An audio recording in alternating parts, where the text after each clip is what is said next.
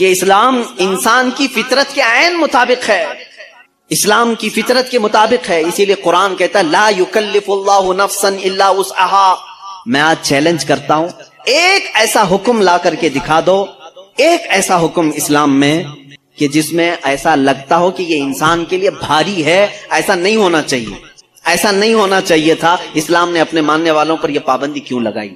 ان کے پاس کیا ہے معلوم ہے؟ مخالفین اسلام کے پاس اگر وہ لائیں گے کوئی چیز تو یہ کہیں گے کہ اسلام سال میں ایک مرتبہ پورے مہینے بھر لوگوں کو بھوکا کیوں رکھتا ہے، بھوکا کیوں رکھتا ہے، جبکہ یہ انسان کی فطرت کے خلاف ہے. انسان کھانا پانی پسند کرتا ہے اور آپ اس کے کھانے پانی کو روک رہے ہیں.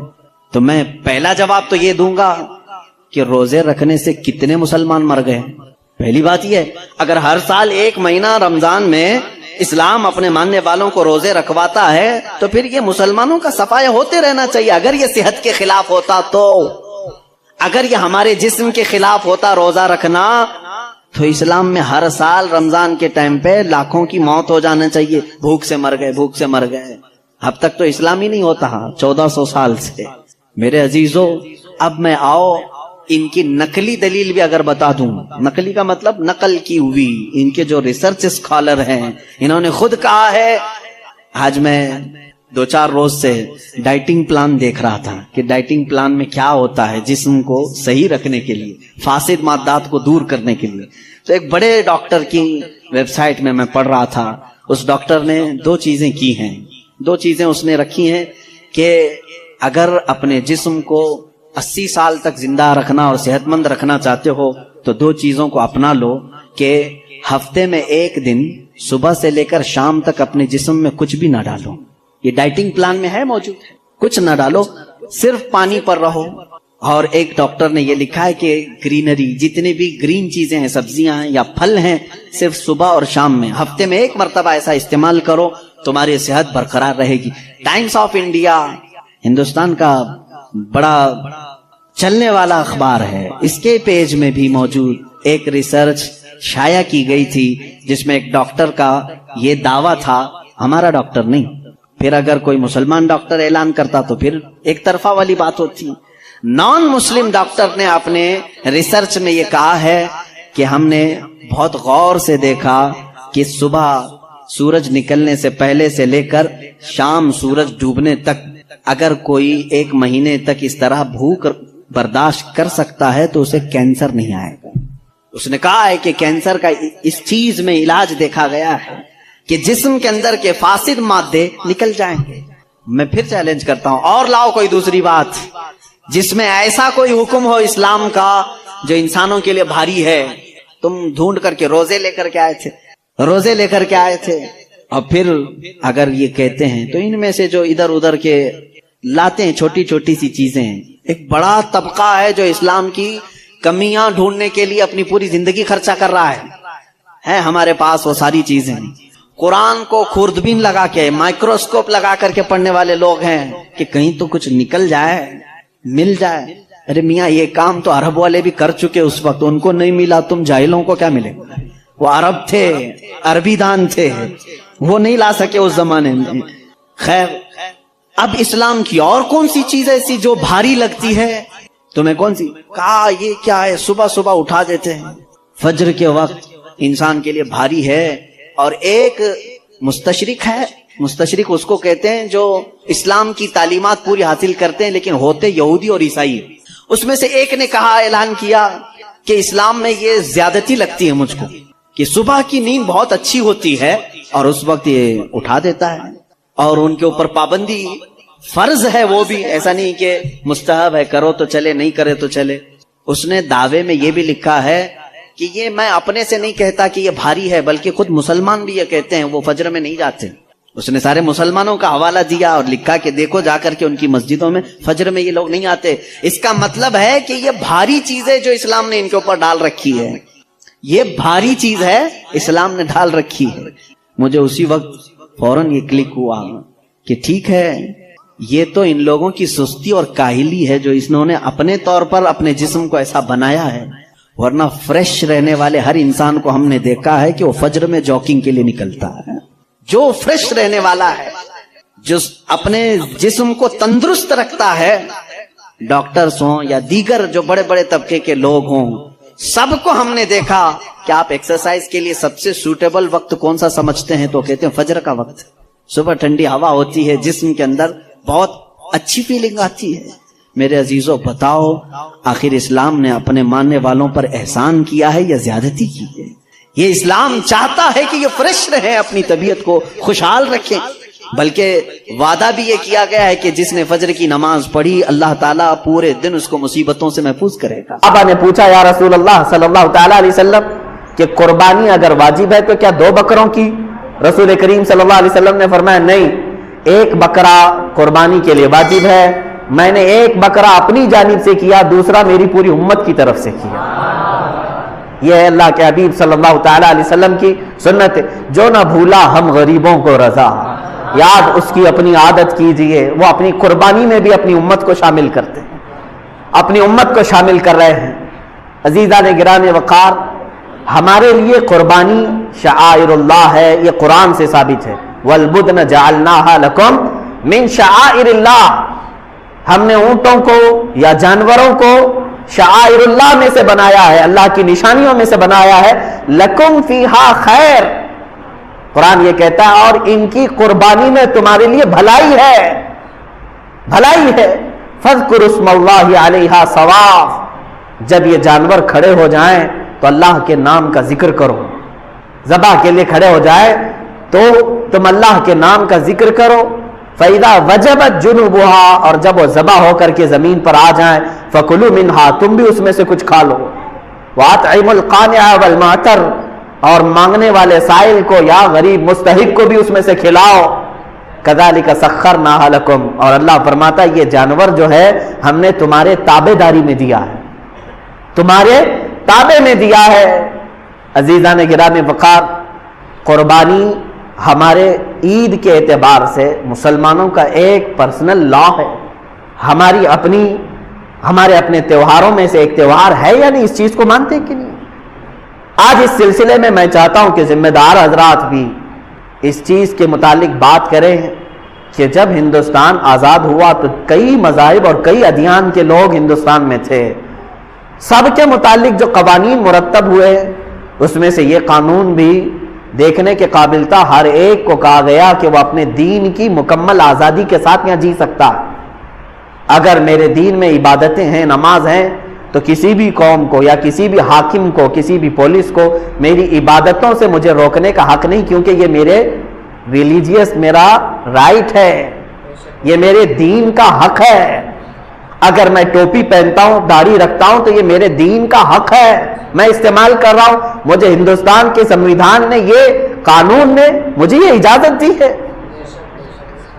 آج اگر اتنے زمانے کے بعد پھر کوئی یہ کہے کہ تم فلاں چیز نہیں کر سکتے جو میرے دین میں سے ہے، تو گویا کہ وہ میری آزادی کو چھین کر مجھے دوبارہ غلامی میں لا رہا ہے، مجھے دوبارہ غلامی میں لا رہا ہے.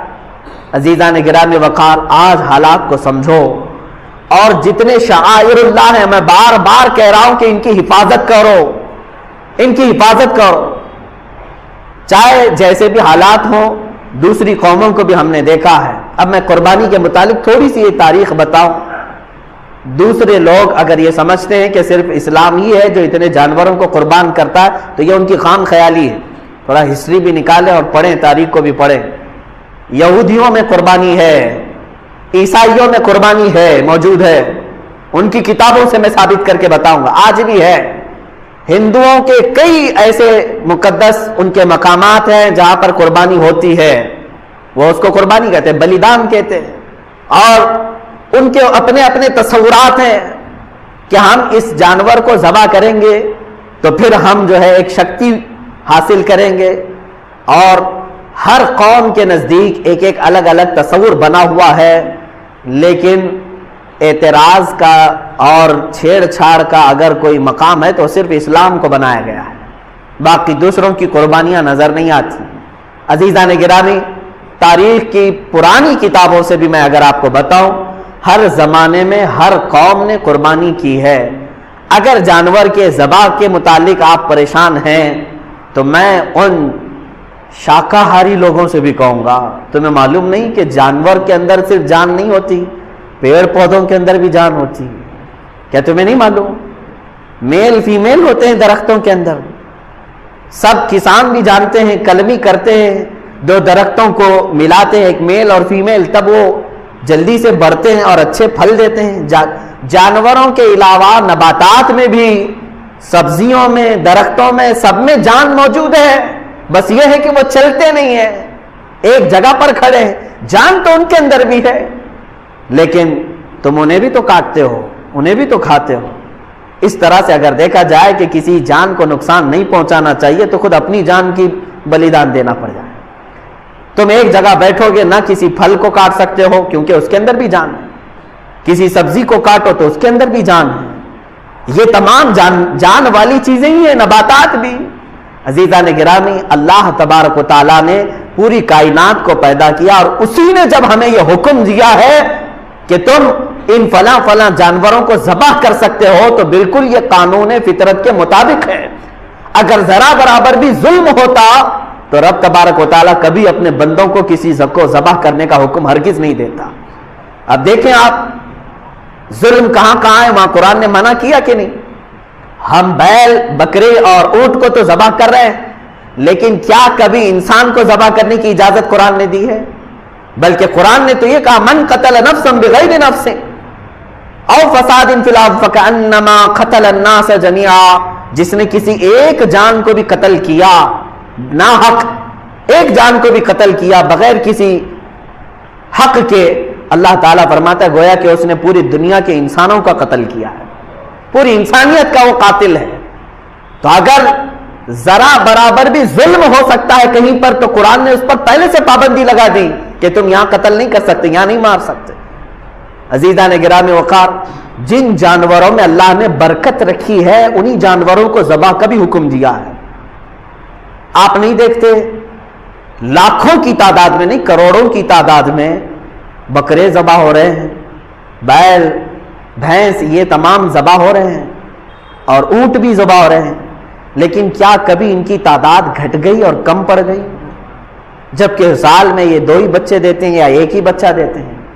जितनी तादाद में काटे जाते हैं और खाए जाते हैं, बैल हैं, बकरियां हैं, ऊंट हैं, भैंस है, इनकी तादाद कभी कम नहीं हुई, कभी शॉर्टेज नहीं हुआ गोश्त का। लॉकडाउन में भी नहीं शॉर्टेज हुआ, कभी नहीं हुआ। इनमें बरकत रखी है अल्लाह ताला ने।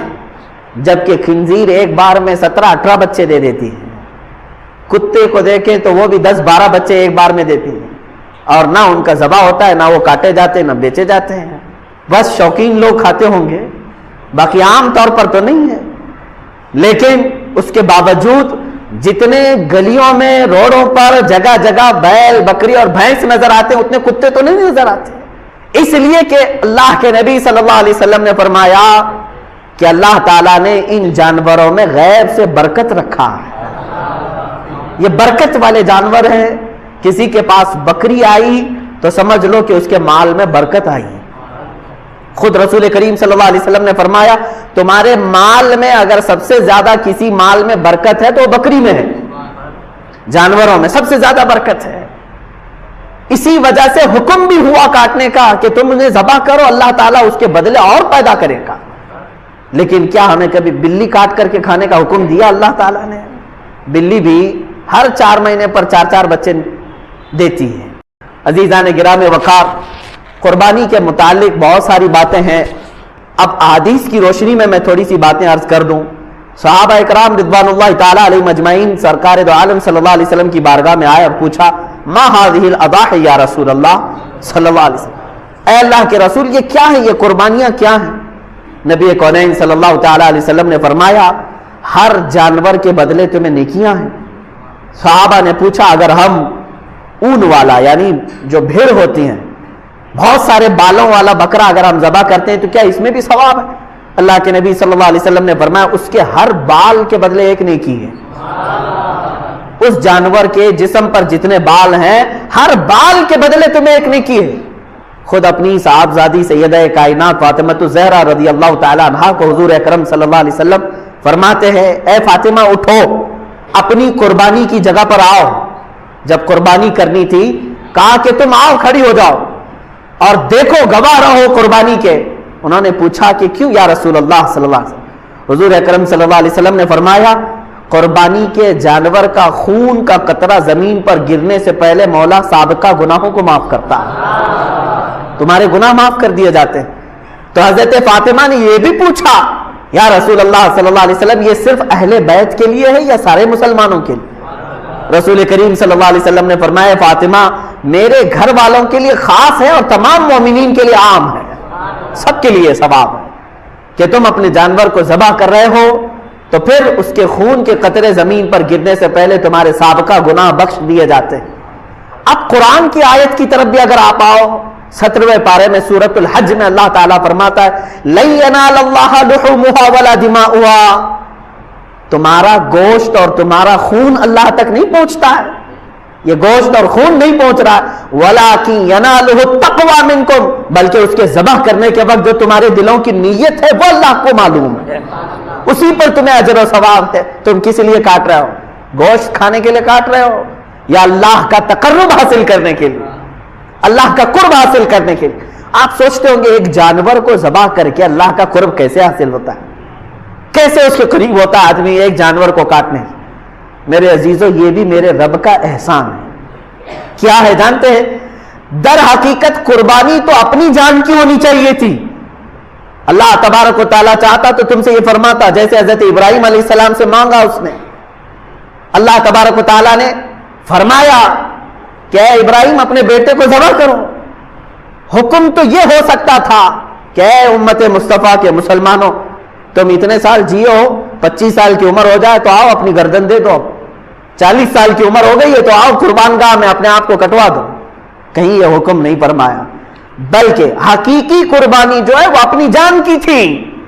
اللہ تبارک و تعالیٰ نے جیسے اپنے نبی کے لیے دمبا بھیجا جنت سے، وہ تو صرف ان کا امتحان تھا، اسماعیل علیہ السلام کو کاٹا تو نہیں گیا، ان کے بدلے میں بکرا کاٹا گیا.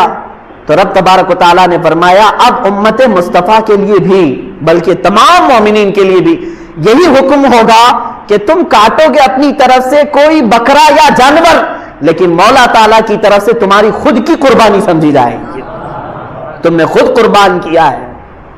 اور یہ تصور کب آتا ہے جانتے ہیں آپ؟ قربانی کا جو اصل مفہوم ہے ظاہر سی بات ہے اب کے زمانے میں یہ تھوڑا سا مشکل ہے. جیسے ہم حصوں والی قربانی لیتے ہیں، ہمارا بیل کہاں کٹا ہم کو پتہ ہی نہیں چلتا ہے.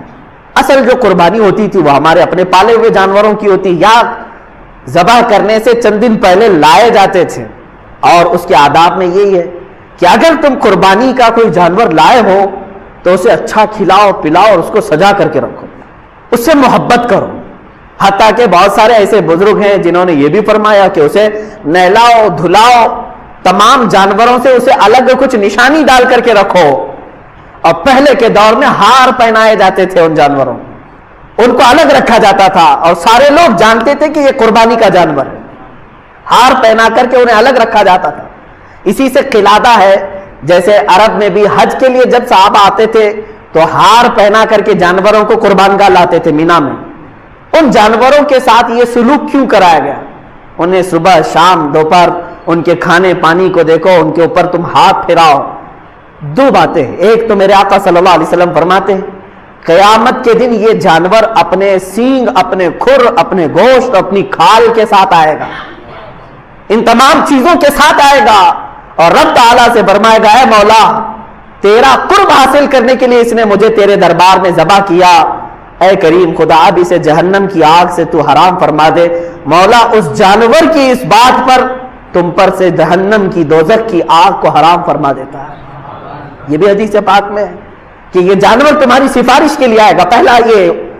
دوسری بات یہ ہے کہ جب تم پالتے ہو اسے پانی پلایا، اسے کھانا کھلایا، اسے سجایا، اسے ہار پہنایا، اور ظاہر سی بات ہے جب کسی سے محبت ہوتی ہے تو اس پر چھری چلانا معمولی بات نہیں ہے. اب یہی چیز دیکھی جاتی ہے ذی الحجہ کی 10ویں کو یا 11ویں کو یا 12ویں کو اپنے ہاتھ سے کھلائے ہوئے جانور کو، اپنے ہاتھ سے پلائے ہوئے جانور کو، اپنے ہاتھ سے اسے پھول پہنائے تھے، نہلائے دھلائے تھے، جب چھری چلا رہے ہو تو در حقیقت تم اپنی خواہشات پر چھری پھرا رہے ہو. اور یہی رب تعالیٰ کی بارگاہ میں قبول ہے کہ تمہارا تقویٰ دیکھا جائے گا. اللہ قرآن میں فرماتا ہے لن تنالوا البر حتى تنفقوا مما تحبون، اس وقت تک تم بڑی کامیابی نہیں حاصل کر سکتے جب تک اپنی محبوب چیز کو اللہ کی بارگاہ میں قربان نہیں کرتے، اپنی پسندیدہ چیز کو جب تک قربان نہیں کرتے۔ اسی لیے جانوروں کے ساتھ انسیت ہونا چاہیے۔ آج کے حالات میں میں یہ سب کے اوپر پابندی نہیں کہہ رہا ہوں، لاگو نہیں کر رہا ہوں، میں تو اس کی حکمتیں بتا رہا ہوں۔ جس کے لیے ممکن ہے وہ کرے، اور جس کے لیے ممکن نہیں ہے، ظاہر سی بات ہے وہ دور دراز میں بھی قربانیاں کرتے ہیں، وہ جائز ہے۔ مثال کے طور پر یہاں بیٹھ کر کے اگر کوئی مکہ مکرمہ میں قربانی کا اپنے کسی وکیل کو بنایا ہے، وہاں اگر اس نے قربانی کیا تو تمہاری قربانی ہو جائے گی۔